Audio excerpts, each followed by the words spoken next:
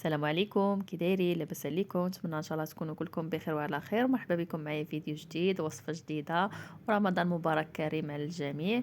اليوم ان شاء الله في هذا الفيديو غنشارك معكم واحد لاباط تاع البيتزا كتجي اكثر من رائعه كما كتشوفوا معايا في نفس الشكل.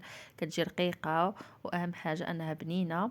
نتمنى ان شاء الله نال الاعجاب ديالكم. نخليكم ان شاء الله مع المقادير والتتمه ديال الفيديو. بالنسبه للعجينه غادي نحتاج فيها، هنايا غنعطيكم العبار بالكاس. هنا عندي تقريبا 7 ديال الكيسان ديال الفورس، يعني ما يكونوش كيسان عامرين، يعني بحال الشكل اللي معمره بهم الفينو. غنحتاج هنايا 3 الكيسان ديال الفينو.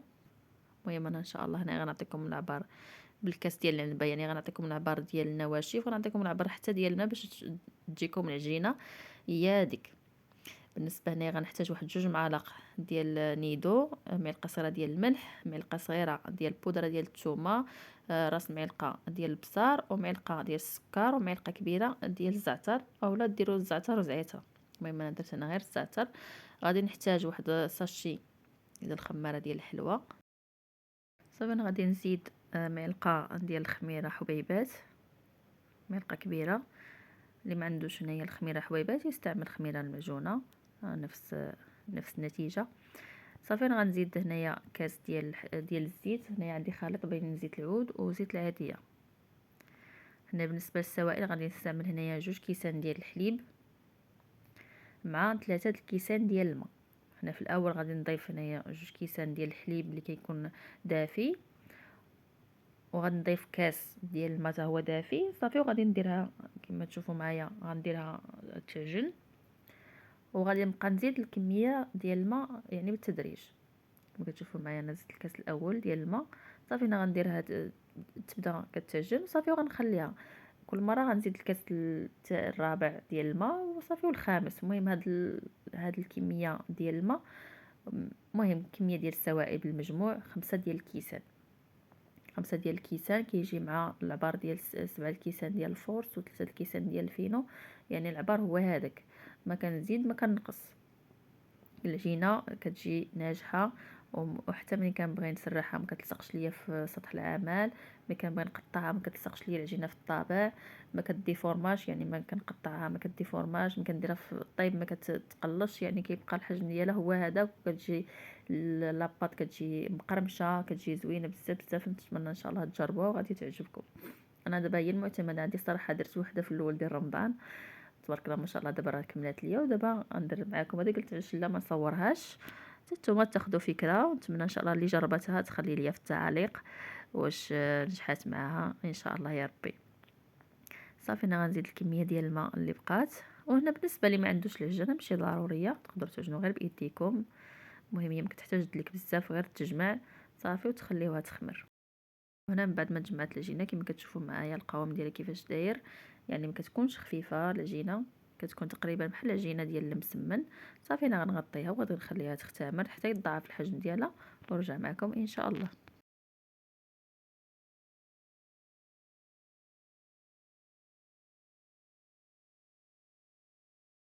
وهنا من بعد ما خمرت العجينه كما كتشوفوا معايا كتضاعف الحجم ديالها، نحاول هنايا نفرغها من هذيك الهواء اللي فيها. صافي وغادي نقسم هنايا العجينه. المهم هنايا غناخذ بعدا واحد الخليط ديال الفينو، بحال ناخذ كاس ديال الفينو مع كاس ديال الفورس. درتهم هنا بواحد الجبانيه. صافي وهي اللي غادي، هذا الخليط هو اللي غادي نخدم به. غنرش هنايا سطح العمل يعني بهذا الخليط ديال الفورس والفينو. صافي غادي نحط هنايا العجينه ديالي. غنحاول هنايا نقسمها على 3 ديال الاقسام، يعني 3 ديال الكرات باش تجيني يعني الخدمه مزيانه.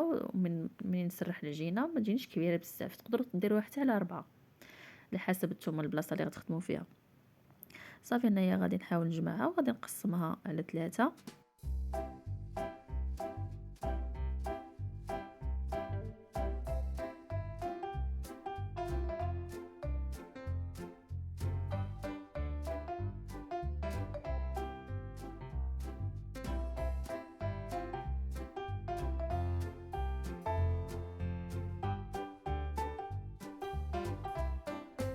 لما كملت هنايا التشكيل ديال الكرات خليتهم هنا ارتاحوا غير واحد شويه، واحد 2 دقائق. صافي انا غادي نرش هنايا سطح العمل اللي غادي نخدم عليه. صافي وغادي نبدا نسرح هنايا العجينه. ونبدا نسرحها حتى تولي رقيقه، ثم تشوفوا معايا السمك في الاخير كيفاش غيكون.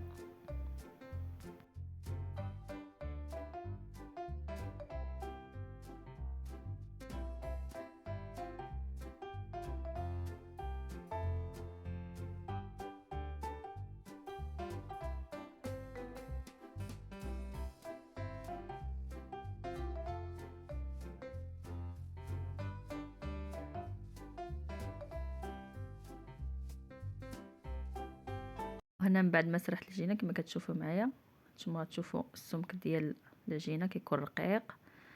صافي هنا غناخذ هنايا لكم اللي عنده هاد اللي كتثقب بها العجينه ديال البيتزا يستعملها، اللي ما عندوش يستعمل غير فرشيطه.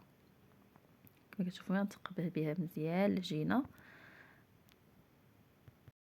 من بعد ما ثقبت العجينه مزيان غناخذ هنايا هاد الطابع ديال البلاستيك، غادي نبدا نطبع به هنايا العجينه كامله. كما كتشوفوا معايا انا كنورك على الطابع، يعني ما كنزعزعوش من بلاصتو بزاف باش يبقى لكم الشكل ديال العجينه نفس القياس ديال العجينه كامل. صافي هنايا غادي نبدا نحط هنايا العجينه في اللاطه.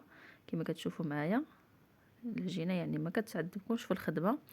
هنا بالنسبه للفران ديجا راني شاعله على درجه الحراره ماكسيموم بحال كطيبوا الخبز. ناخذ هنايا اللاطه ما كنرشها لا بالدقيق لا حتى بشي حاجه، ما كنفرشها لا بابي كويسو لا والو. كنحط فيها هاد لاباط وكندخلها للفران يعني غير تنشف صافي وتخرجوها، ما تخليوهاش تحمر من التحت.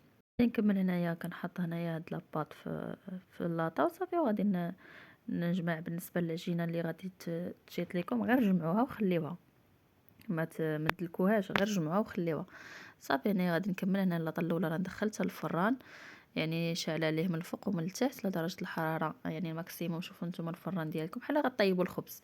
انا عندي فيه 250 شاعل الفوق والتحت، وغنحط اللاطه غير لتحت، غير تبان لكم نشفات، غير تحركوا اللاطه تبان لكم يعني لاباط كتحرك صافي راه يعني واجده. تخرجوها ودخلوا اللاطه الثانيه واستمروا بنفس الطريقه تكملوا يعني الكميه اللي عندكم. هنا من بعد تشوفوا معايا انا لاباط بعد ما كطيب نص طيبه كيفاش كتجي، يعني كتكون ناشفه ما كتبقاش عجينه.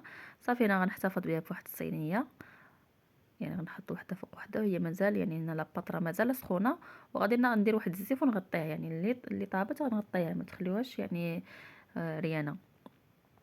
صافي هنايا غادي نستمر هنايا نفس الطريقه بالنسبه للعجينه اللي بقات ليا. هنا نوريكم هنايا بالنسبه اللي ما عندوش هاد الطابع، اللي عندوش هاد الطابع ديال البلاستيك تقدروا تستعملوا اي بواطه عندكم ما تكون الشكل ديالها داير بحال هذا. حتى الصراحه حتى هذه عمليه، انا بعدا هي اللي كنخدم بها دائما، كتجيني عمليه احسن من الطابع. انا غادي نوريكم كيفاش تعرفوا ان لاباط راه يعني واجده، يعني طابت غير كتحركوا في اللاطه كتلقاوها يعني لاباط مابقاش لاصقه في اللاطه يعني راه وجدات. صافي انا كنكمل هنايا كميه كامله. وهنايا من بعد ما كملت كما كتشوفوا معايا هذه هي الكميه تبارك الله ما شاء الله اللي خرجت لي هذه العجينه، خرجت لي هذه الكميه.